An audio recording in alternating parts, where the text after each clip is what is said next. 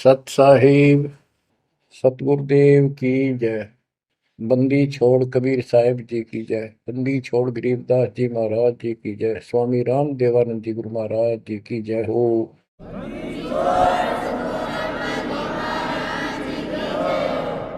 सर्व संतों की जय, सर्व भक्तों की जय, धर्मी पुरुषों की जय।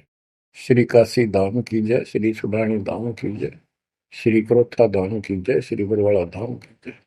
सत साहिब ग्रीवन्योली नाद सुभान गति, लड़े भुजंग हमेश, जड़ी जानो नाम जगदीश है, विष नहीं व्यापै शेष। संत गरीबदास जी महाराज परमात्मा से प्राप्त अध्यात्म ज्ञान को कितने सुंदर तरीके से प्रमाण के साथ पेश करते हैं कि परमेश्वर कबीर जी का जो नाम है ये ऐसा जबरदस्त है।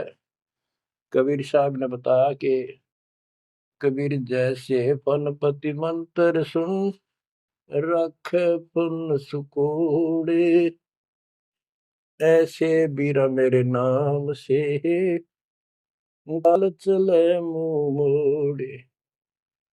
ये तो कबीर साहब ने स्वयं बताया।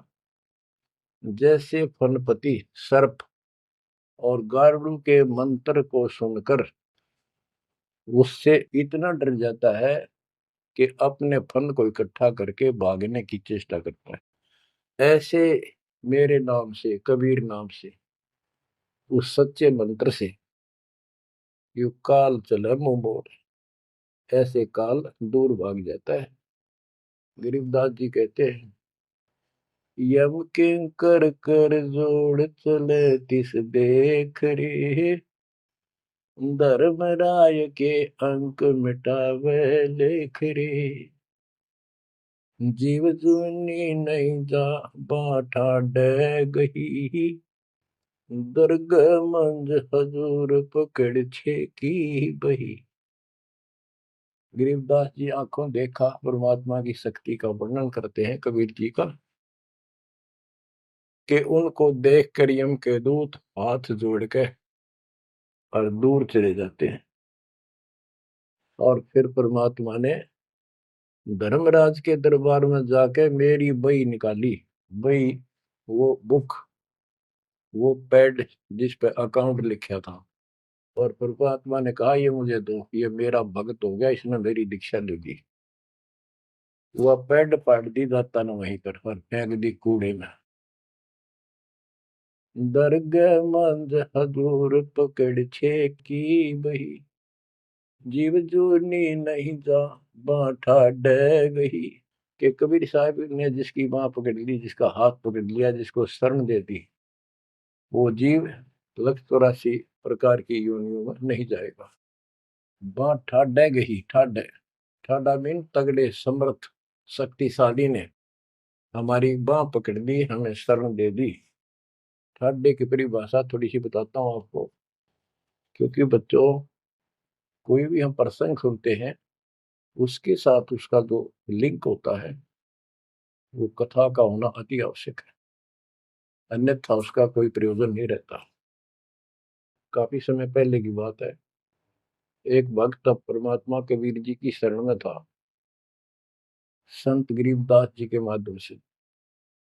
और पुराने समय में खेती किसानी जो होती थी वो केवल वर्षा पर निर्धारित होती थी, और कोई नहर नूर नहीं थी, ना उसका कोई पानी लगता था।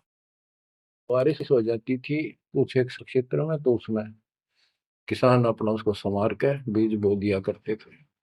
जमीन ज्यादा हुआ करती थी उस समय। उस भगत की बहन के क्षेत्र में वर्षा होगी, वहां से मैसेज आया कि हमारे यहाँ बारिश होगी है और सभी खेत एकदम बाने योग्य हो गए, बोने योग्य हो गए हैं, हेल्प के लिए आओ। वो अपने बैल, अपना हल लेकर चला गया, उसको दूसरे खेत में भेज दिया। स्वयं उसका जो जीजा था, बहन का बटेऊ पति, वो अपने बैल लेकर दूसरे खेत में चला गया। जिस खेत में वो भक्त गया, दिन में हल चलाया, दोपहर के समय उसने रेस्ट देते हैं बैलों को, पेड़ के नीचे चला गया। फिर वहां देखा आसपास एक तालाब थी, छोटी सी तलैया जोड़ी, उसमें कुछ पेड़ पेड़ थे, पानी था। बैलों को पानी पिलाने चला गया तो वहां एक मंडी बनी हुई थी, यादगार सी, छोटी सी चबूतरा सा बना के। उस पे एक बेली गुड़की रखी थी। बेली पहले 5 किलो का कट्ठा ही बना करते, वो विशेषकर चढ़ाने के लिए होता था, भेंट। अपने देवी देवताओं को किसान चढ़ाते थे, बोल देते थे पहली फसल का पहला वो 5 किलो ऐसे पीर का चढ़ाओ, वो पीर की मंडी थी। तो वो जो एक का डला सा था मोटा, 5 किलो का, 5 शेर का, उसको उठा लाया वो भक्त। कुछ आप खाया, कुछ बैलों को खिला दिया, अपना काम करके शाम में घर पर आ गया, सो गया। रात्रि के 12 बजे के आसपास एक 4.5 फुट का, टोपी सिर पे, सफेद कपड़े, दाढ़ी, जैसे मुसलमान वेशभूषा हो, आके उससे 10 फुट दूर खड़ा होके और कहने लगा, तेने मेरा गुड़ कैसे खा लिया, तेरी हिम्मत कैसे पड़ गई, तो ठाड्डे की शरण में है, इसलिए बच गया, न तुझे मारता और तेरे दोनों बैलों को मारूंगा। मेरी पार नहीं बसाई, और कति लाल आंख कर रखी, और बहुत गुस्से में था। यूं कह के वो चला गया। भगत को भी फिर थोड़ा सा एहसास हुआ, यूं के भला थी। बाकी इतना तो विश्वास था कि समर्थ की शरण में हो, इस तरह के कुतरुओं का कोई बहुत नहीं। फिर भी मन में था, भी कहते ये बात हुई तो हुई क्यों, ऐसा के कारण हो गया। उसने अपनी बहन से पूछा कि बहन, ऐसे ऐसे उस मंडी पे गुड़ चढ़ा रखा था आपके खेत में, किसकी बना रखी है वो आपके खेत के बराबर में, जोड़ी पे, तालाब पे। तो उसकी बहन बोली, के बात हुई भाई, क्योंकि एक बेली चढ़ा रखी थी, किसी ने गुड़ की तो रखी थी, मैं ठा लिया, उड़ा कुत्ते खाओ उसने, मन बहन आती खिला दी, कुछ आप खा ली। उसकी बहन बोली, रे के क्यों जुल्म कर दिया तेने, को उठा लिया तू वहां से। रोड लागी नो सुनते ही। भाई बोला, मेरी तो सुन ले सारी। वो एक इतने 4.5 फुट का, 4 फुट का आदमी होगा, और सफेद कपड़े पहन रखे, ऊपर टोपी, मुसलमान टाइप सा था, और मेरे से 10 फुट दूर खड़ा होगा, रात को आया। और इन्होंने बोला, तेरी हिम्मत कैसे पट गई, मेरा गुड़ उठा लिया, तने खा कैसे लिया। मैं बोला, नहीं वो आप पे बोलेगा। ने बोला, तू ठाड्डे की शरण में है, न तुझे मारू और तेरे दोनों का लाल मारू। लाल आके रखी थी, और नो कहकर चला गया वापस। वह भेड़ और फूट फूट कर रोने लगी। बोला, रे तो मेरा काला मुंह कराओ, के जवाब दो, माने न्यू सहरू से तने के वो है गुड़ पाया खाने को, हमारे आप सारे गुड़ की कमी है यहाँ पर। बहुत बुरी तरह लगी रो, भाई बचा कुकर पर भाई, अपने पति ने भी लड़न लगी, तने क्यों भेजा ही उस साइड में, तो इन्होंने क्यों ना भेजा, तने बताना चाहिए था इसको पहले। वो भाई बोला, तेरी अब भी अकल पर पर्दा पड़ रहा, उतरा शेर हाथ जोड़ के गया, अरे नो का तू ठाडेगी शरण में, जा तो बच गया, न मारी न दो मैंने तो रोए जाओ पाछे थे। अरे मैं जिंदा जी रोने लग रही तो, पागल कहेंगी, इतनी भी अकल पे पर्दा पड़ गया तुम्हारे, मैं किसकी सुनूं पता है। मैं ये रिक्वेस्ट करूं थारे ते, तुम भी आ जाओ, ना भूतड़ा दिन डर डर मर जाओगे। तो बच्चों, यम किंकर कर जोड़ चले तिस देख रे। बच्चों, आत्मा फूट फूट गाती है, चारों युग में संत पुकारे, कूक क्या हम हेल रे, हीरे माणिक मोती बरसैया जग टूटा ढेर रे। ये डरे तो बड़ी आदत पड़ गई है। यम किंकर कर जोड़ चले तिस देख रे, धर्म राय की बंद मिटावे लेख रे। जीव जूनी नहीं जावा ठाडे गही, ठाडे में दर्द मंद हजूर पकड़ छे की वही। सुन मंडल सतलोक अगमपुर धाम है, धन बंदी छोड़ कबीर तुम्हारा नाम है। बच्चों, इस परम पिता के प्रेम में ऐसे गजब के ज्ञान, ऐसे समर्थ की शरण, आत्मा भावुक हो जाती है, रोका नहीं जाता। सो शुक्र मनाते हैं अपने गुरुदेव का, हे बंदी छोड़, हे परम पिता कैसे शरण दिया आपने, कैसा सुंदर राह बता दिया। नहीं अन्य बिरान माटी राखो या भूतड़े, अरे न पूजे भी जाओ और दुर्गति भी जो कि न रहनी थी। और गीता कहती है भूत पूजोगे भूत पढ़ोगे। परमात्मा की सूक्ष्म वेद की वाणी कहती है, भूत में सो भूत है, देव में सो देव, राम में सो राम है, सुन सकल सुरदेव। अब प्रश्न चल रहा है, कबीर जैसे फनपति मंत्र सुन, रख फन सकोड़े, ऐसे बीरा मेरे नाम से, काल चल मोड़े। पारक के अंक की अमर ग्रंथ की प्रथम वाणी है, ग्रीव न्योल नाद सुभान गति, लड़े भुजंग हमेश, जड़ी जानो नाम जगदीश है, विष नहीं व्यापै शेष। जैसे एक नेवला होता है, सारा 9 इंच का प्राणी, और वो 10 फुट के सांप को, सर्प को, भुजंग को मार देता है। कैसे मार देता, उसके पास एक ट्रिक है। उसके पास एक जड़ी होती है, एक नागदमन जड़ी होती है जंगल में, उसको सूंघता है, उसमें स्मेल आती है। वो सर्प को उस समय छेड़ता है जो वो जड़ी के आसपास होता है, वो झाड़ बोझड़ों के अंदर होती है। वो सर्प को छेड़ता है, सर्प ऐसे फन उठा लेता है, और वो जाके एकदम वहां जड़ी श्वास में भर लेता स्मेल, और आके उस सर्प के सामने सो के थोड़ी सी दूरी से छोड़ देता है। जिस दर से हवा चल रही हो, सर्प की तरफ जा रही हो, उस साइड में हो जाता हो। सर्प को उससे चक्कर आने शुरू हो जाते उस स्मेल से, उसका जी घबराता है और वो भागने की चेष्टा करता है। नेवला फिर उसके गर्दन पे बैठ जाता है, मुंडी पे पीछे के, और वहां मुंह के ऊपर फिर वो स्मेल छोड़ता ही रहता है। उसको अचेत करके फिर पकड़ कर उसको मार डालता है, काट देता है।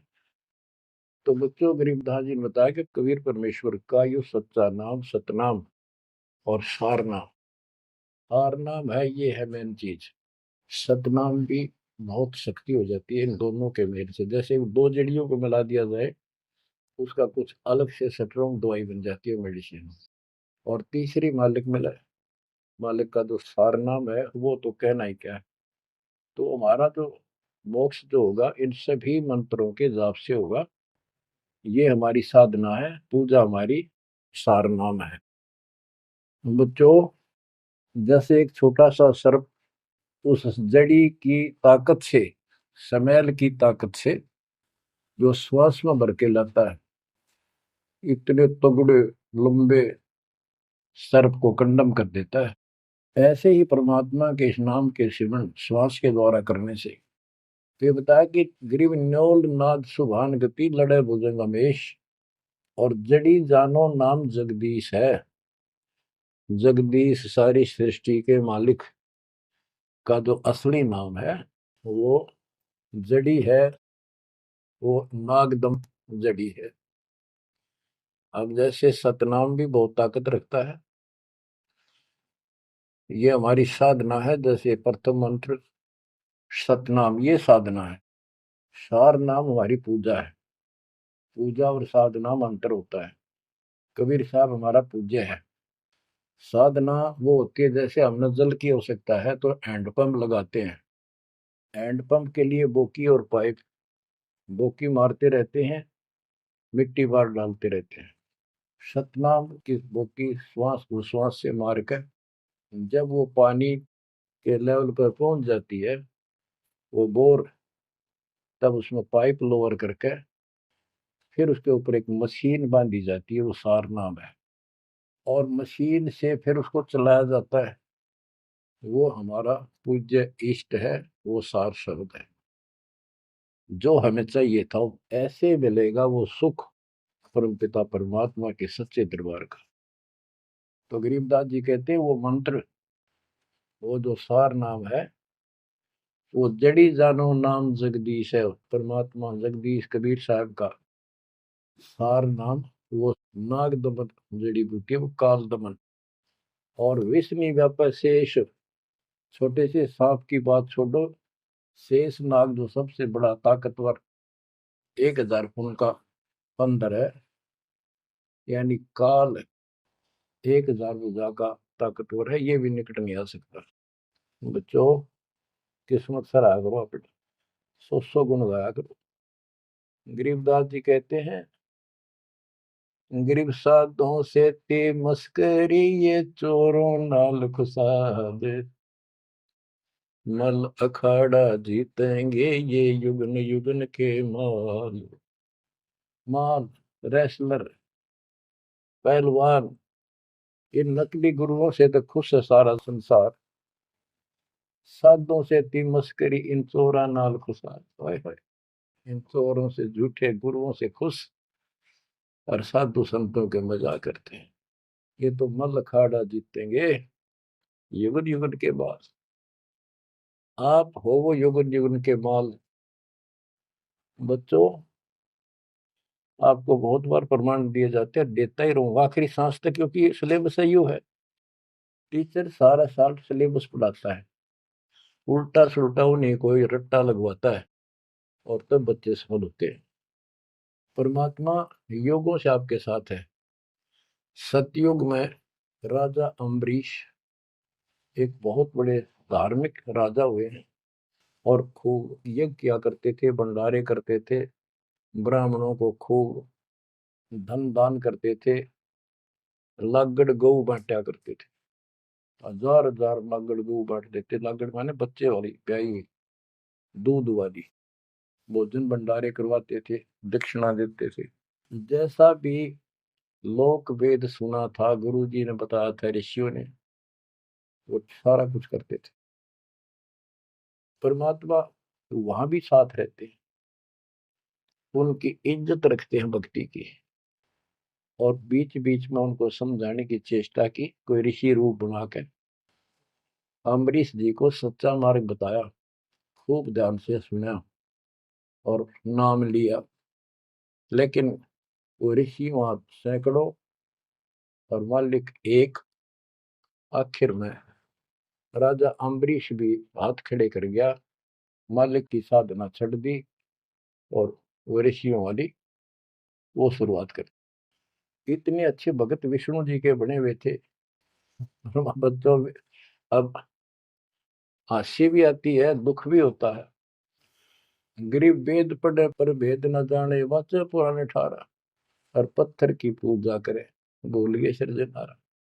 वेद पढ़ा करते ऋषि उस समय, केवल वेद। पुराण तो इनकी अपनी रचना है, फिर वो सा लिखते चले गए, और सारा वेद के विरुद्ध साधना करते करते और कराते थे। विष्णु जी की पूजा करे, और गीता क्या कहती है, तो चारों वेदों का सारांश है। विष्णु 3 गुणों में से एक सतगुण है। इन तीनों गुणों की भक्ति तक गुण में माया के द्वारा जिसका ज्ञान हरा जा चुका है, यानी इसी तक सीमित है, जो राक्षस स्वभाव को धारण किए हुए मनुष्यों में नीच दूषित कर्म करने वाले मूर्ख, ये मेरी भक्ति ना करते। तो अम्बरीश वही साधना करता था, लेकिन पिछले संस्कार किसी, जैसे भी चल रहा भक्ति युग बच्चों, आप इन बातों को बार बार सुनोगे तो आपके दिल में समा जाएगी अकाड़ी सच्चाई ये है। अब ये भक्ति काल शुरू हो गया, मोक्ष काल समझो। इसमें हजारों वर्षों तक चलेगा, अरबों भगत बच्चे बेटा बेटी पार होंगे, जो चलेगा जो भी लाखों वर्ष और भी चलेगा। लेकिन वो साधना करते रहेंगे, लेकिन उनका विश्वास इतना नहीं बनेगा, वो फिर यही रह जाएंगे काल के जाल में। उन्हीं में से फिर, क्योंकि उनकी भक्ति जबरदस्त है, शास्त्र अनुकूल है, अगले सतयुग में उन्हीं पुण्यात्माओं को काल जन्म देगा, उनको पहले ऊपर के लोकों में रखेगा। ऊपर के लोकों में, स्वर्ग में देवता हजारों लाखों वर्ष वहां रहेंगे। यानी एक कोल्लू के साथ चक्कर है, चैन है, चैन। उस चैन पर जैसे डाल देते हैं, ब्रह्म लोक में गए, फिर चक्कर काटते काटते विष्णु लोक, शिव लोक, सारे अपने कर्म फोड़ के भोग के खत्म करके, फिर भी उनके पुण्य इतने बच जाते हैं कि सतयुग में जन्म देते हैं उनको। और सतयुग में भी अच्छे पुण्य कर्मी फिर राजा बनते हैं।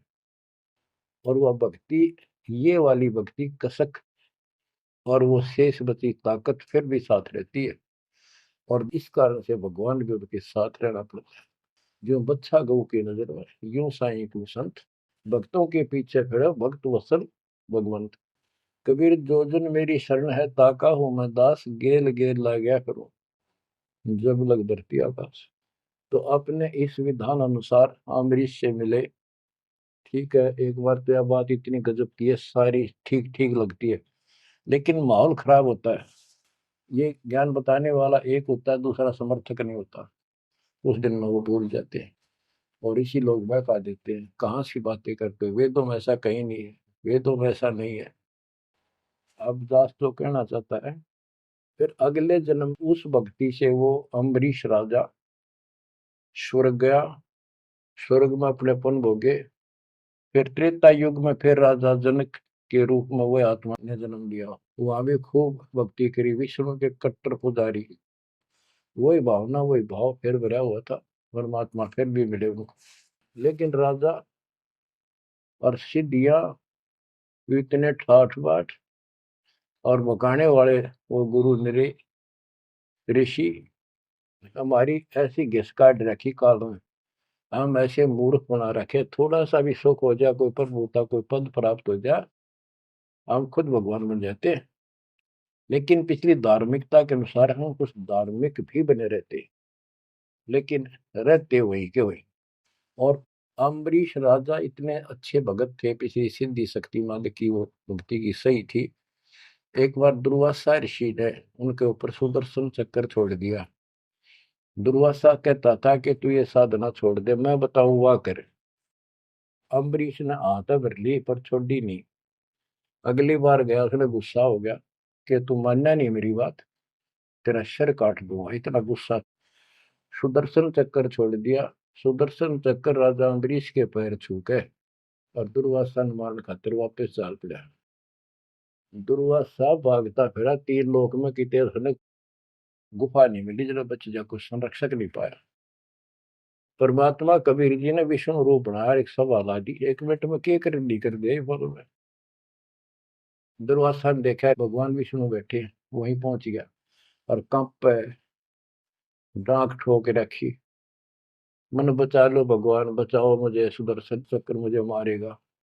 परमात्मा बोले क्या गुस्ताखी कर दी, क्यों मार रहा है तेरे को। फिर वह सारी कहानी बता दी। भगवान बोले कि भक्ति के भाव से चलो, ये ताकत से नहीं चलता ये मार्ग। अपना ज्ञान दो, कोई मानने ठीक है, ना मानो मत ना मानो, मुझे बचाओ भगवान मुझे बचाओ। उसमें सुदर्शन चक्कर रुक गया, खड़ा हो गया दूर, भगवान की शक्ति से डर के देख के। तो दुर्वासा को विश्वास हो गया कि यहाँ बचाओ हो सकता है, माफ करो मुझे माफ करो। परमात्मा बोले अम्बरीश के पैर पकड़े, वो बचाओगा तुम्हें इससे, मैं नहीं बचाऊंगा। हाथ जोड़े, हे भगवान आपके दरबार में मैं नहीं बचूंगा, कहाँ भेजो हो दाता, मैंने तो रास्ते में मारेगा। मिला जा, वही जान बचेगी तेरी। अम्बरीश के चरणों में गिरा वो, जिसने 56 करोड़ यादव मार दिए थे एक वचन पे। तो कहते हैं अपनी देसी कहावत हमारे यहाँ, शेर न सोआ शेर, जरूर टकराया कर, यही बकवाद करनी है ना। अम्बरीश के चरणों में मत्था टेका उसने, मेरी जान बख्शो महाराज, जान बख्शो बख्श दो। अम्बरीश राजा बोले महाराज मैंने कुछ नहीं कहा, तेरा कर्म तुझे मिला।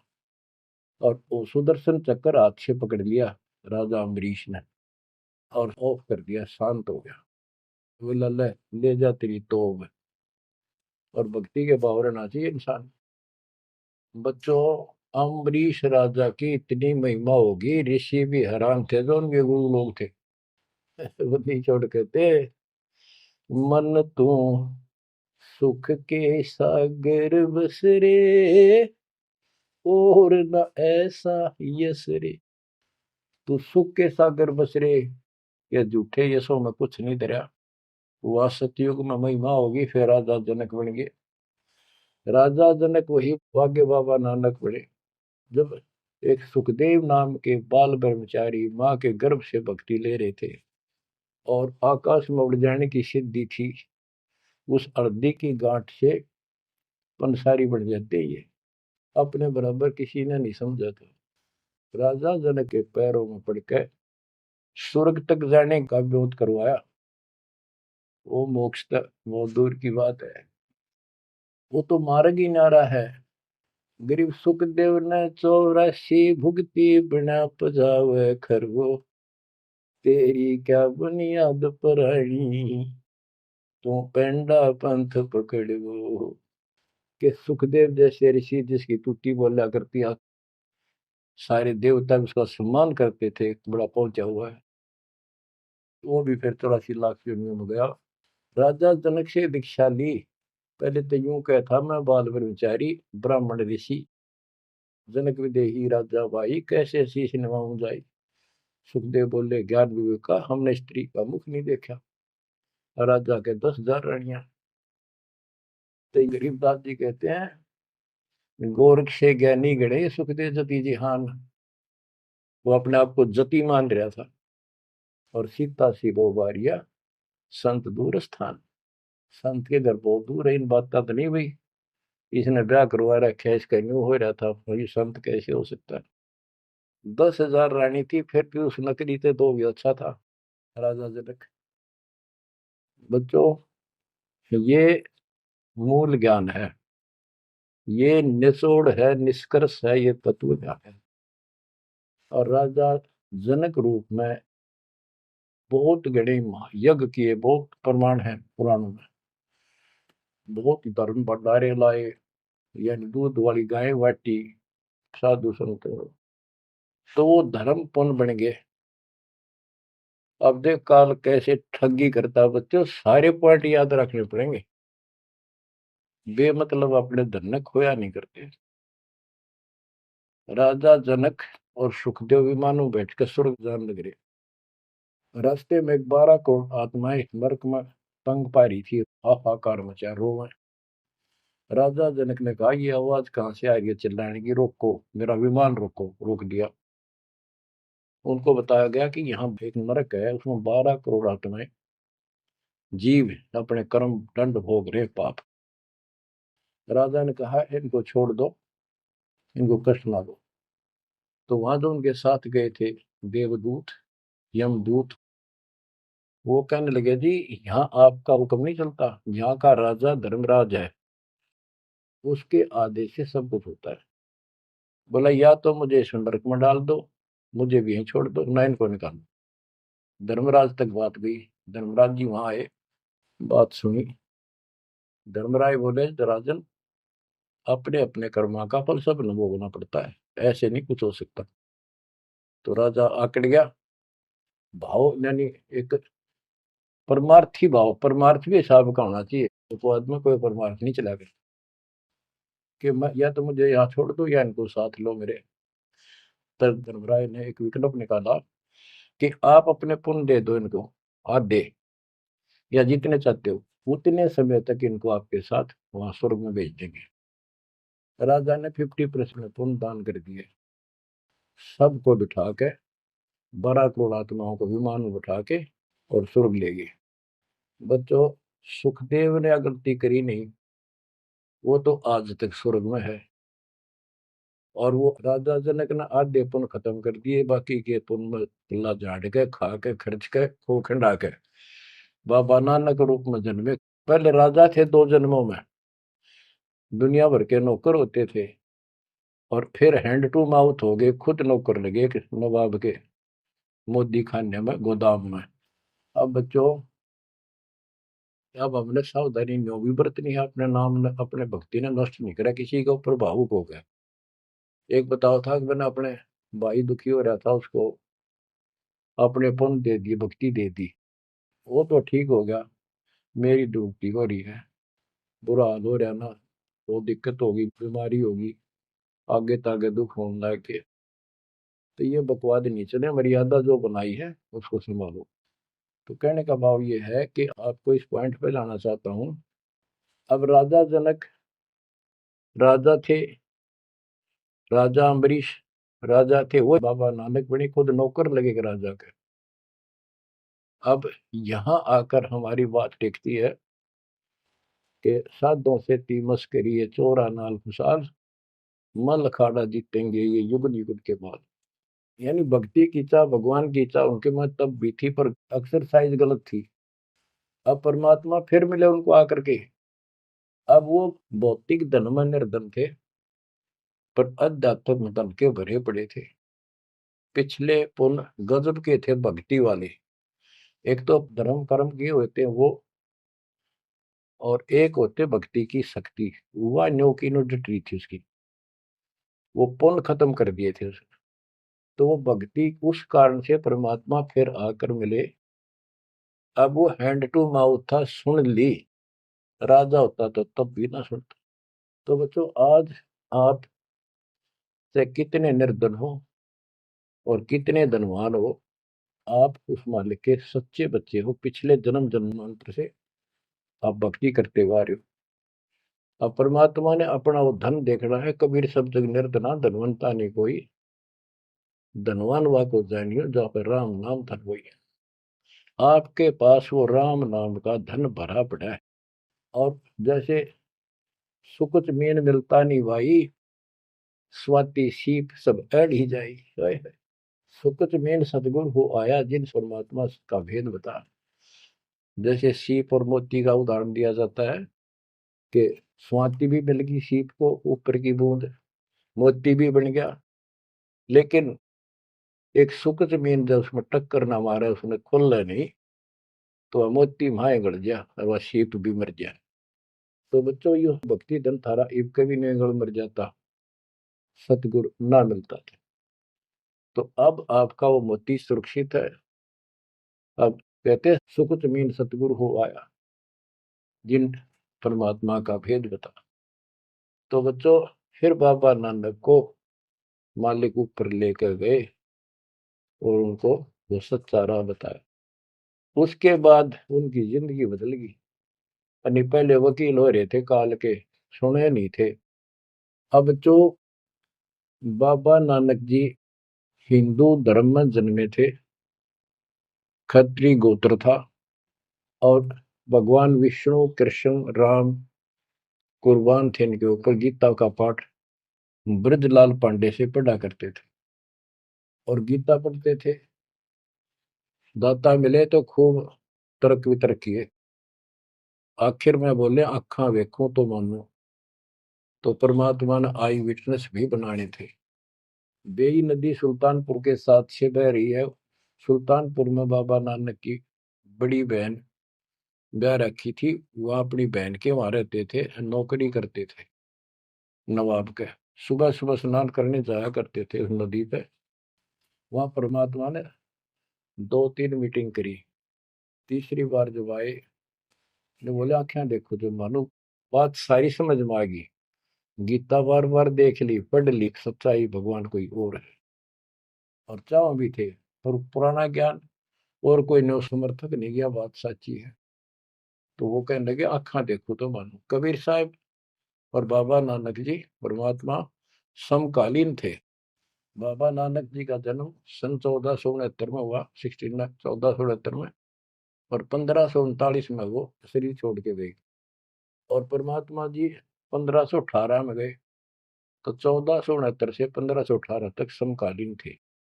तब आंखों देखा सतलोक 3 दिन तक नानक साहब जी का शरीर कहीं और छुपा के उनकी आत्मा को लेके गए, फिर छोड़ा तीसरे दिन। उसके बाद तो दुनिया बदल गई उनकी। वो सब पूजाएं त्याग माल की शरण में आ गए। घर में विरोध, सारे समाज में विरोध है। उसके पिता भी बहुत दुखी हो गए, तो के पैदा हो गया हमारे, देवी देवताओं को ऐसा गलत बोलता है। तो बहुत परेशान हुए। लेकिन जब आंखों देख ली, कौन सुने किसकी। सूरवीर होते हैं संत, संत सिपाही और शेर पीछे नहीं हटते। तो बच्चों, सारा ज्ञान सत्संग से होता है। परमात्मा का और उस प्यारी आत्मा का, आत्मा और परमात्मा नानक साहब का सत्संग हुआ। सत्संग से बात स्पष्ट हुई। अब पारक के अंक की वाणी सुनाता हूँ कुछ। साधों से ती मस्करी ये चोरा नाल खुशाल, मल अखाड़ा जीतेंगे ये युगन युगन के माल। अब वो बाबा नानक युगन युगन के माल थे और वह जीते, डट के खड़े हो गए। फिर जब ज्ञान समझ में आ गया, सारा संसार मीराबाई थी युगन युगन की माल। सत्संग में जाना ना छूटे माँ, फिर जल के मरो संसार। तो बच्चों इस स्थिति में तुम नहाना पड़ेगा एक दिन, जब जाता राजी होगा। और ये ज्ञान खुद देता है भगवान, और वो आत्मा जो इसको सुनकर कुर्बान हो जाती है, वो महान आत्मा होती है। गरीब अंश गवन करते नहीं, मान सरोवर छाड़, कौवे उड़ उड़ जात हैं खाते मसाहाड़। हंस और कौवे और बुगले सब पक्षी कहलाते हैं।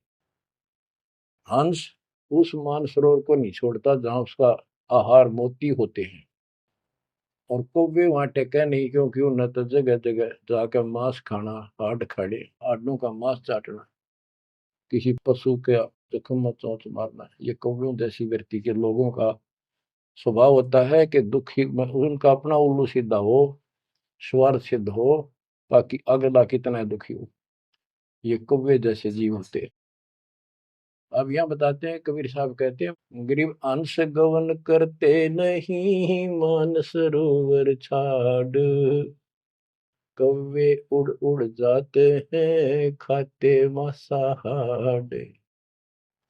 गरीब मान सरोवर मुक्ति फल, मुक्ता हल के ढेरे, कौवा आसन न बंद जब भूमि दीन सुमेरी। गरीब कौवा रूपी बेक है, ना प्रतीत यकीन, 68 का फल मेटे करे भये दीन बेदीन। गरीब हंस दशा तो साध है, सरोवर है सतसंगे, मुक्ता हलवाणी चुगे फिर चढ़त नवेला रंगे।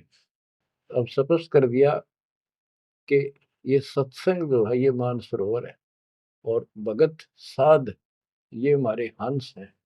अब कौवे बुगले तो मेंढक मछली अड़ंगा कुवाड़ बकवाद करते हैं, और हंस केवल मोती खाता है। इसी प्रकार निर्विकार जो भगत आत्मा बन गए, बेटा या बेटी, वो हंस जैसे हैं, वो